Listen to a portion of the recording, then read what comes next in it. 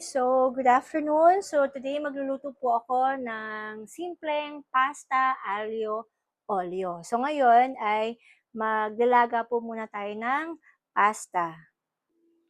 Okay, so maglagay po muna tayo ng tubig. So konti lang yung lulutuin kong pasta.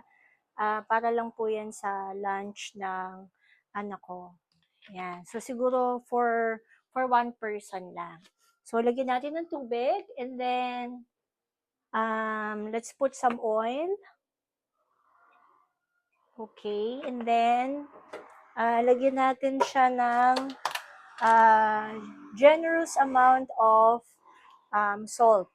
Okay, so generous amount of salt. So para yung pasta natin magkaroon po ng lasa. So hayaan lang natin siyang kumulo.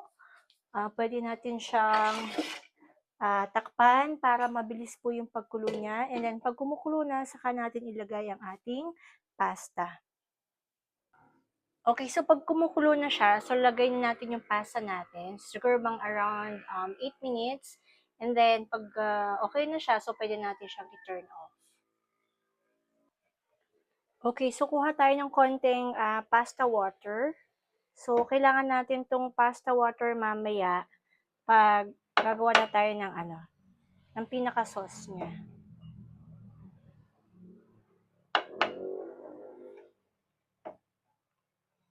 Yan. Okay, so ito yung mga kailangan natin. So meron tayong butter. Supposed to be dapat olive oil yan. Kaya lang wala kasi akong olive oil. So pwede naman ng butter.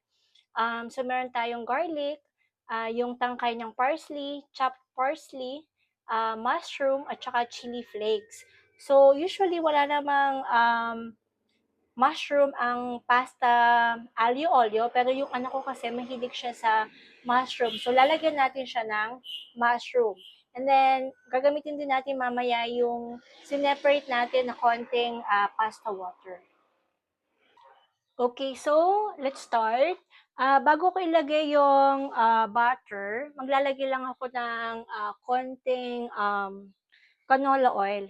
Okay, kasi baka kasi masunog yung butter natin. So para hindi siya ma-burn, so naglagay ako ng konting canola oil. Okay, so yan. Tapos lalagyan natin yung ating butter.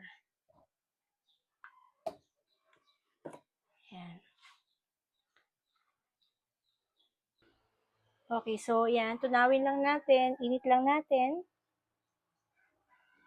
Nilagay natin yung ingredients one by one.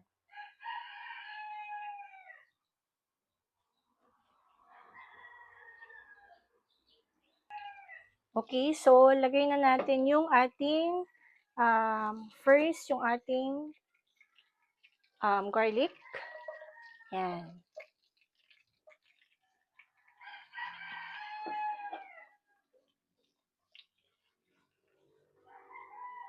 So, konti lang yung nilagay ko na garlic kasi yung anak ko kasi ayaw medyo ng garlic. So, siguro okay na yan.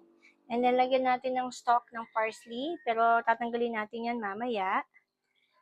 And then, lagay na natin yung ating chili flakes. So, kung mapapansin nyo, konti lang din yung nilagay ko na chili flakes. Kasi baka kasi medyo maanghangan siya. So, ayaw niya ng medyo spicy. Okay, so parang kids-friendly na pasta aglio olio. Okay. So, pwede ko nang ilagay ang mushroom. Yan.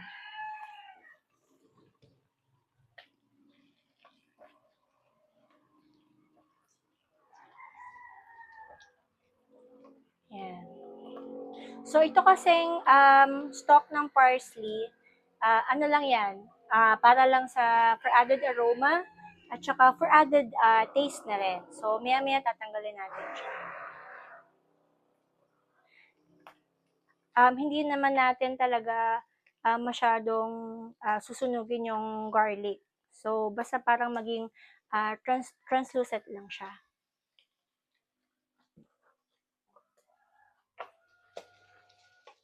Okay, so tanggalin na natin yung tangkay ng parsley.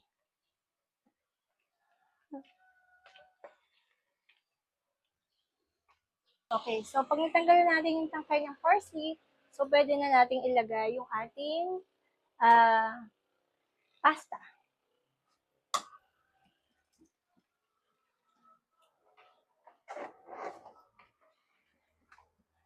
So yan, mix-mix lang natin.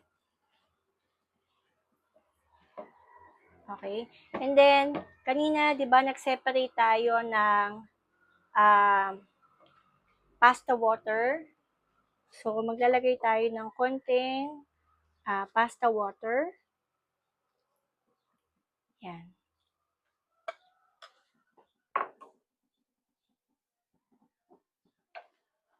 Okay? And then, maglagay tayo ng konting salt and pepper to taste. Okay, so konting pepper lang. So, white pepper lang yung yung ilalagay ko. Yan. So, mix lang natin. So, kanina, nakalimutan kong sabihin na kailangan nga pala natin ng Parmesan cheese. So, lalagyan natin siya ng Parmesan cheese. Yan.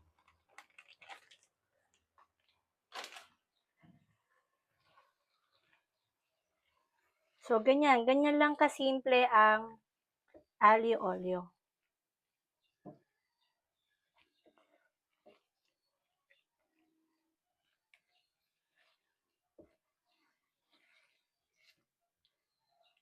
Kung gusto nyo na medyo creamy, pwede nyo dagdagan yung Parmesan cheese. Yan. Yan. Tapos, for me, okay na siya. Pwede ko nang patayin yung niya, yung apoy niya.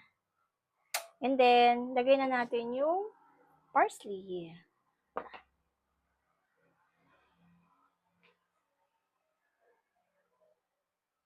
So, yan. So, luto na yung ating pasta aglio olio.